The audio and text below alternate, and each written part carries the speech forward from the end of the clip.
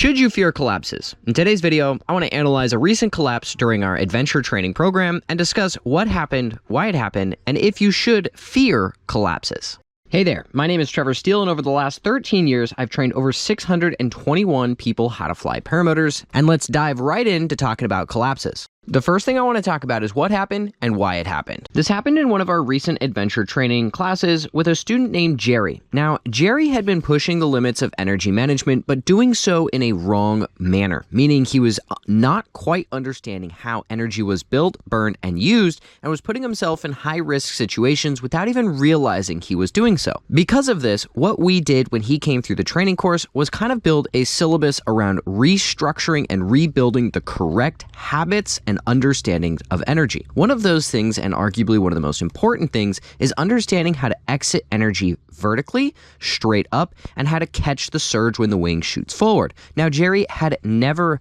really practiced this and was often exiting all the energy vertically off axis, which was very risky, holding throttle, and even risking stalling the glider in those moments. So as we rebuilt this skill set, we started small, porpoising, doing very little, and building up into a little bit more spirals, into bigger spirals, which gave more energy to play with. Well, on one of these earlier spirals that we did, Jerry did not catch the surge hard enough, meaning the glider shot forward in front of him, reached 3 o'clock, which is about the time when it collapses, did not have enough brake pressure applied, and the glider frontaled.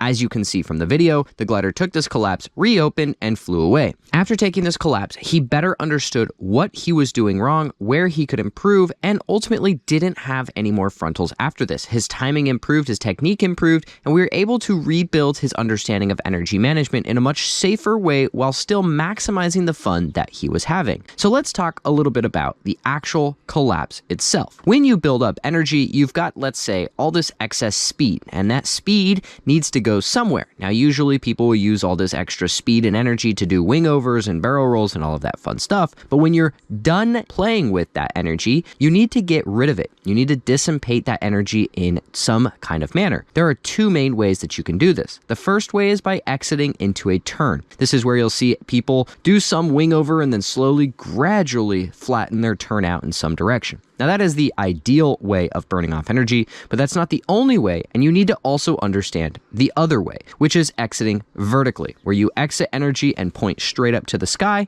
and as that wing comes forward, you catch the surge and fly away. Now, for those of you that don't know what surge is what we refer to that glider shooting forward after you've exited all that energy. That is also something that happens on the ground. As you inflate the glider and it goes shooting above your head, we refer to that as a surge. Now, it is extremely important you understand the feeling of that glider going vertically and that wing kind of being behind you and that glider shooting forward as two things. Number one, if you build up energy and you need to abruptly exit, maybe you miscalculated your altitude, maybe somebody is below you or moved in your way, whatever, you need to understand how to get out of it right then, right there, and this is one of the faster ways, or this is a faster way of exiting. Number two, if you find yourself in turbulent conditions, if you screw a maneuver up, if anything goes wrong, or you're just in bumpy conditions, you need to understand what that feels like for the glider to surge forward and to catch the surge. There's a timing to it, and you need to know at what point, at where in this shoot forward, this surge forward, that glider is going to want to collapse, and how you handle yourself in this environment. So one of the things that I push on very hard and prioritize at our adventure training program is having students build up energy, have the wing shoot forward, and practice catching it. I want students to be able to exit, vertical exit perfectly straight, and catch that surge every single time. You should never be taking a frontal, nor just a tip collapse or any of those situations. Now take that same student and put them into turbulent conditions where that glider is shooting forward and they've been there, they've felt that, they know what that's like, they know how to handle themselves, they've done it before, they've even taken a frontal, in Jerry's case before, and they're able to catch that surge. Now, to loop this into the larger overwhelming conversation about if you should fear collapses. I talked to a lot of people on the phone who are looking to get into paramotoring who are very nervous about the idea of a collapse. As you can see in this video, if your wing does collapse, it often recovers very quickly as if it didn't even happen and you fly away. It is very dependent on a handful of things, but let's talk a little bit more about collapses. To really understand if we should fear collapses or not, we need to better understand what happens inside of a collapse and how to judge a collapse. There are three main things that I look for. Number one, altitude loss. Number two, direction change. And number three, controllability. Let's talk about those a little bit more. Number one, altitude loss. If you take a collapse, do you fall out of the sky or do you, relatively speaking, lose virtually no altitude? In Jerry's case, you can see that there was a very small amount of altitude loss. When the collapse itself happened, he didn't just sink out of the sky. Now, the glider reopened and surged forward, eating up altitude in the recovery arc, but it wasn't the collapse itself that caused altitude loss. Next one is direction change. Do you turn off heading? Does the glider all of a sudden flip around and go the other direction? In Jerry's case, upon recovery of the collapse, the glider did turn to the right slightly, which could have been corrected for with a little bit of left weight shift, a little bit of left brake. All around, not really a big deal. And number three was controllability. More often than not, a collapse is recoverable with no pilot input needed.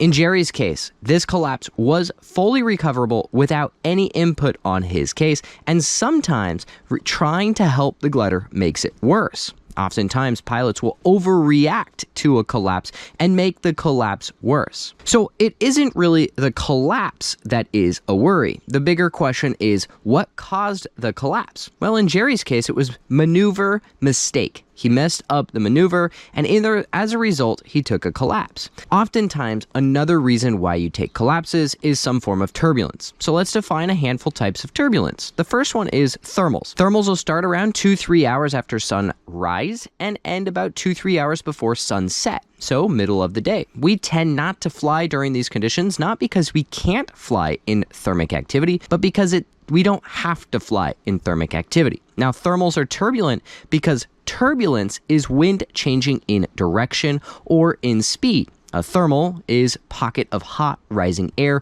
where the air is actually going upward, which creates the turbulence. The next one is wind shear, which is wind going in different directions and or different speeds. This often happens as you change altitude. So at 100 feet, it's going from one way, and at 200 feet, it's going a complete opposite way. Well, at both altitudes, it could be perfectly smooth, but it is going from one to the other that isn't. The next one is wake. Now, wake is the trail left behind by a glider. The air the glider disrupts, the aircraft disrupts, is turbulent in itself, and if you fly through that wake, that is turbulent. The next one is rotor. Now, this is a much bigger deal than the other ones, as rotor is a very dangerous type of turbulence and can very quickly cause a real collapse that can be a problem. Rotor is to be found on the leeward side or the back side or the downwind side of an object like a mountain, a house, a trailer, a building, whatever it is that is casted into the sky, disrupting the flow of the air. Rotor is a big deal and something you really want to pay attention to, really want to understand before you go venturing off into bigger terrain like we experience on the West Coast. The next one is gust fronts and microbursts.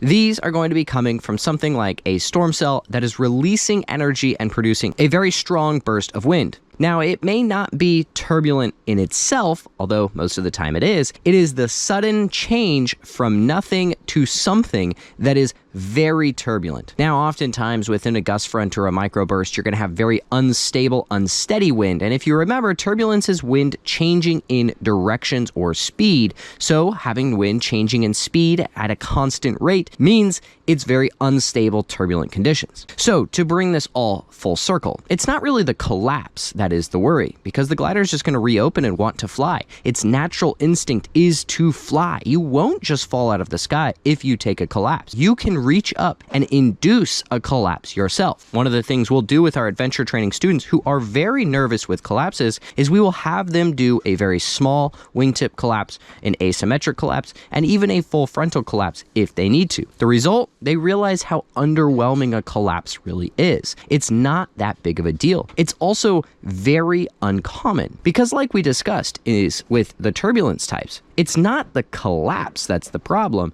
It's what caused the collapse. Now, if you're a well-educated paramotor pilot with good discipline who received good training, you'll know what conditions to fly in and what conditions not to fly in. And the best thing you could ever do, the best collapse you could ever have, is the one you never take, which means that you understand what flying conditions to fly in. You understand how to progress as a paramotor pilot to not have a situation. You understand how not to find yourself in rotor, when not to fly, when to fly, how to fly, and how not to fly to avoid those situations.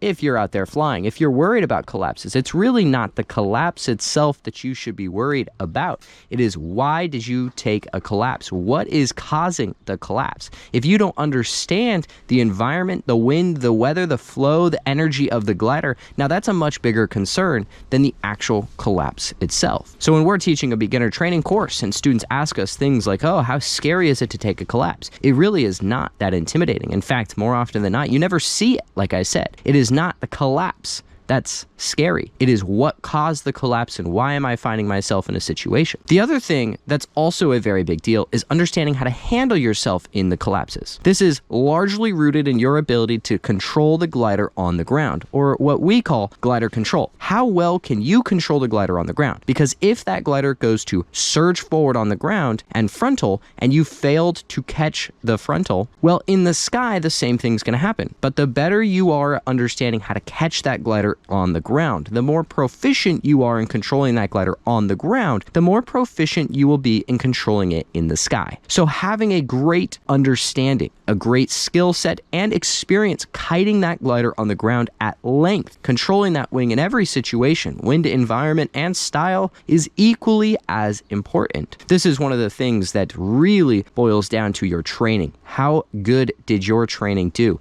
Did it set you up for success? Did it educate you on the situations you may encounter? Did it help you remove this emotional, irrational fear and instead instill a logical understanding of the environment? Or are you just out there winging it, having no idea what to do? No two training schools are ever really alike. And one of the things that we really prioritize is helping educate students in understanding the situations they may encounter and preparing them to handle themselves when they do. There is a saying in aviation that when a pilot makes a decision, they're betting their life on it, and they're using the information, knowledge, and skills their instruction and instructors have passed on to them to help them make that decision. Basically means that you are going to lean into the information, knowledge, and skills you have attained through your training to make decisions that you will then bet your life on. It is extremely important that when you're going through a training school, that you are being educated on the situations you may encounter, trained and prepared for those situations and how to handle yourself. One of the things that we really prioritize at our school here at Backcountry PPG is helping make sure we set students up for success in every way we possibly can, as well as setting them up to have the safest, most fun flying career they can. This means they are educated on situations, they're trained in how to handle themselves, they've built the skill set, and on top of that, of course,